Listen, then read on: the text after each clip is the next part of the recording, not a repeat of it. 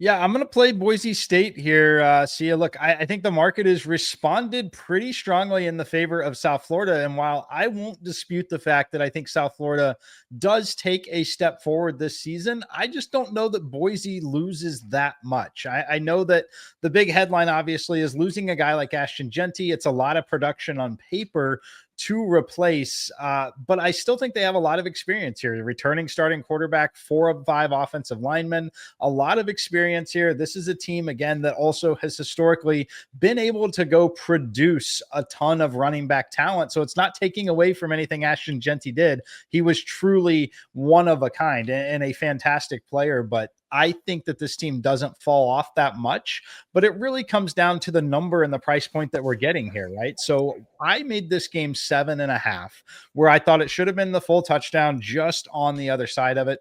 This game opened 8.5, and we've seen a very strong market stance on South Florida. But now that it has pushed it through the number of 6 and 7, both being very key numbers here to me. At 5.5, I'm willing to make a play here on Boise State because I'm not projecting them as low as I guess the market really is here. It's always interesting trying to figure out, is the market super bullish on South Florida, or are they really down on, Boise losing Ashton Genty, things like that? I personally think it's a combination of both, but I think it's a little out of control, pushing through the key numbers of both 7 and 6. So I like Boise State here. I'm going to play them. I already have played them at 5.5 minus 108.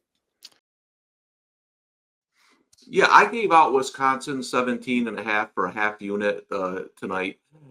This is more, last week I was on the show and I gave out Kansas against Fresno State. And the bet wasn't so much about Kansas as it was fading Fresno State with a retooled roster.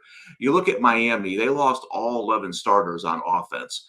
Their offensive line has a combined 3 career starts. I mean, they're really going to struggle, I think, early in the season. And you look at what the odds makers have, their team totals 10.5. So they're not expecting them to score much. I don't expect them to score much either. Wisconsin really worked the transfer portal to revamp a defensive line that struggled against the run. This feels similar to that Kansas Fresno State game where it's going to be like a 31-3, 31-6 kind of Wisconsin win. So while I probably wouldn't lay 17.5 with Wisconsin often throughout the season, there's a couple of teams like Fresno State and Miami I had keyed to go against early in the year. So I'm going to go with Wisconsin at home. I think they get it done, run the football. Defensive line dominates the game, and they cover the 17.5.